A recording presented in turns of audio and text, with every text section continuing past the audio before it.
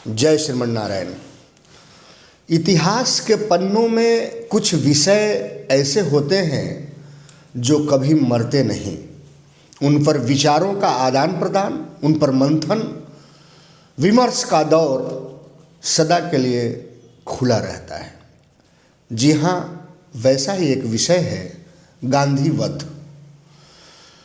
30 जनवरी 1948 ईस्वी को दिल्ली के बिड़ला मंदिर के सामने हिंदूवादी नाथूराम गोडसे के द्वारा राष्ट्रपिता महात्मा गांधी की हत्या एक चर्चा का विषय, एक बहस का विषय, एक चिंतन का विषय है। नाथूराम गोडसे ने गांधी की हत्या क्यों की, इस पर पुस्तक भी लिखी गई, पुस्तक भी आई।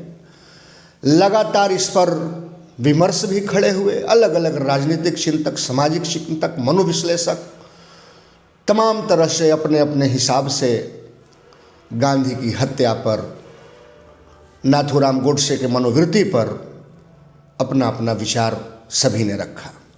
उन्हीं विषयों के साथ चूँकि 30 जनवरी गांधी जी का शहादत दिवस है, उस समय को देखते हुए सोच और खोज के माध्यम से एक नए दृष्टिकोण से हम भी उपस्थित हैं।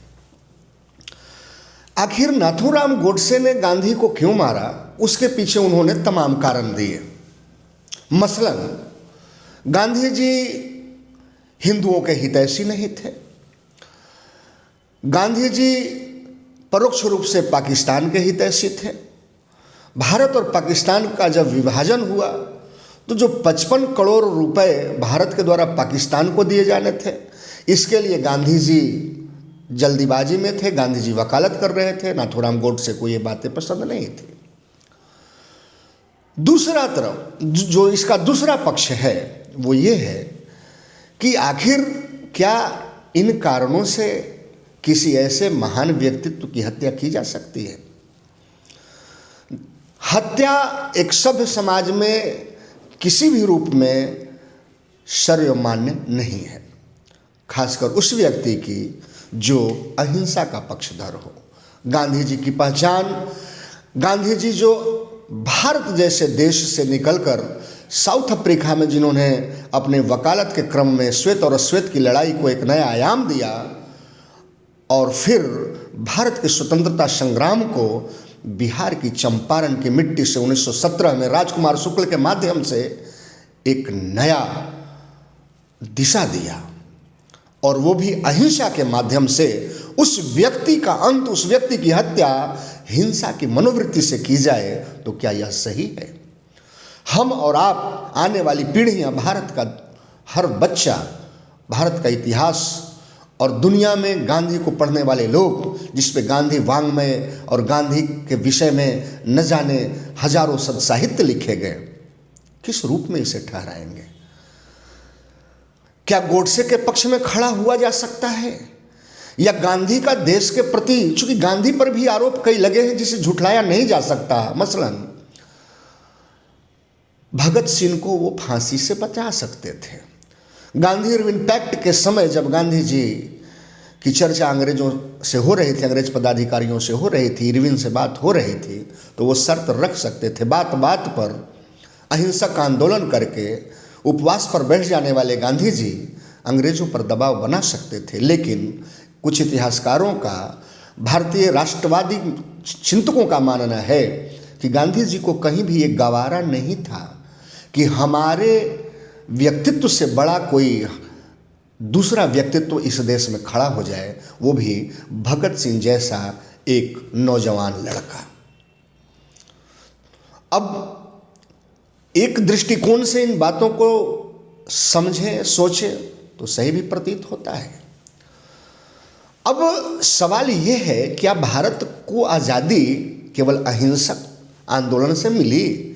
क्या इस आज़ादी की प्राप्ति में गांधी, चंद्रशेखर आज़ाद, बटुकेश्वर दत्त, रानी दुर्गावती और अन्य क्रांतिकारियों का, मंगल पांडे का और न जाने ऐसे लगभग 7,32,000 क्रांतिकारी जिन्होंने अपने सर्वोच्च बलिदान को दिया, उनकी भूमिका नहीं थी क्या? क्या केवल गांधी के चरखे, केवल गांधी के अहिंसात्मक आंदोलन, गांधी का ये विचार कि अगर एक गाल पे थप्पड़ मारे कोई तो दूसरा गाल भी सौंप दो, और इसके समर्थन में उनका दूसरा विचार कि अगर आप हिंसा से बदला लेना चाहते हैं, हिंसक रूप अख्तियार करते हैं, तो आपका अगर कोई एक आंख फोड़ दे तो आप उसकी दूसरी आंख फोड़ दे, तब तो इस हिसाब से पूरी दुनिया ही अंधी हो जाएगी। किन विचारों के साथ आखिर हम खड़ा हों? गांधी को राष्ट्रपिता की उपाधि मिली। आखिर गांधी का अहिंसक आंदोलन और गांधी का अहिंसक विचार भारत के जनमानस में और तत्कालीन समय के क्रांतिकारी लोगों में, और जो दूसरा पक्ष जिन्ना का था और जो मुस्लिम लीग था, उन लोगों ने कितना गांधी के अहिंसात्मक विचार को अपनाया, जिस मुस्लिम पक्ष के हमेशा पैरोकारी करते थे गांधी जी। अगर गांधी के विचारों को, गांधी के अहिंसात्मक भावों को, गांधी के असहयोग के आंदोलन को, गांधी के सर्वव्यापक दृष्टिकोण को, गांधी के वसुधैव कुटुंबकम को अगर मुस्लिम लीग या जिन्ना के समर्थन करने वाले लोग या जिन्ना मानते, तो भारत और पाकिस्तान विभाजन के समय जो रुदन और क्रंदन का माहौल बना, हिंदुओं का जो जेनोसाइड हुआ, जो हिंदुओं का कत्लेआम हुआ, 10 से 15 लाख लोग बंगाल से दिल्ली और पूर्वी पाकिस्तान और पश्चिमी पाकिस्तान के हिस्सों में मारे गए, और डॉक्यूमेंट के अनुसार लगभग 1.46 यानी कि लगभग 1.5 करोड़ लोग जो विस्थापित हुए। नहीं होना चाहिए था ऐसा, नहीं होना चाहिए था ऐसा। आखिर क्यों? तो गांधी की अहिंसा और उनकी अहिंसक विचार भी क्या सफल हुई? ये बात और है। अगर गोडसे कहते हैं, एक विचार ये भी है, गोडसे का एक आया था बयान कोर्ट में कि कोई व्यक्ति जब राष्ट्र से ऊंचा उठ जाता है तो उसे जीने का अधिकार नहीं होता है, क्योंकि राष्ट्र सर्वोपरि है, इसलिए मैंने गांधी को मारा। तो क्या किसी व्यक्ति की हत्या इसलिए कर देना कि उसके विचार के फॉलोअर ज़्यादा हैं, गांधी के साथ लोगों की भीड़ ज़्यादा संख्या में चल रही है, जहां गांधी खड़े होते हैं वहां हजारों लाखों लोग खड़े होते हैं, और जहां गोडसे खड़े हो रहे हैं अपने विचार के साथ तो 10-5 लोग खड़े हो रहे हैं? क्या इस कुंठा से, क्या इस जलन से हत्या न की गई हो? ऐसा भी, इससे भी झुठलाया नहीं जा सकता।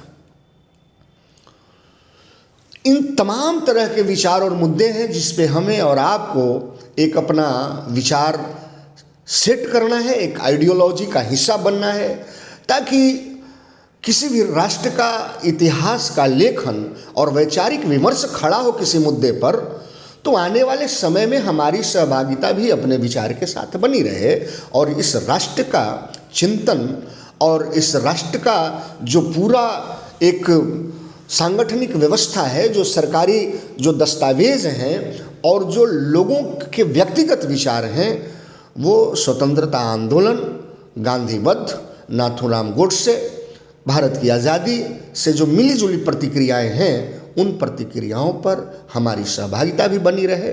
तो मैं ये प्रश्न मैं आपको छोड़ता हूँ कि गांधीवध क्या उचित था या अनुचित था? हमने अपना पक्ष रखा। क्या किसी एक व्यक्ति को इसलिए मार दिया जाना चाहिए या हत्या कर दिया जाना चाहिए कि उसका चेहरा बड़ा हो जाए, वो बहुत चर्चित हो जाए, उसके साथ लोगों की संख्या कम हो? और मारने वाला व्यक्ति भी एक विचारक है, उसके अपने पक्ष है, उसके अपने रास्ते हैं, उसके रास्ते को अख्तियार करने वाले लोग, उसके फॉलोअर्स लोग कम हैं। तो क्या इस फ्रस्ट्रेशन में, क्या इस आत्म प्रवंचना में वो किसी की हत्या कर देगा? सही है? या फिर गांधी जैसे रास्ते पर केवल अपने ही पक्ष को सही मानकर दूसरे पक्ष को गलत मानना, ये सही है? कौन सा रास्ता सही है? आप कमेंट में अपना जवाब अवश्य दें।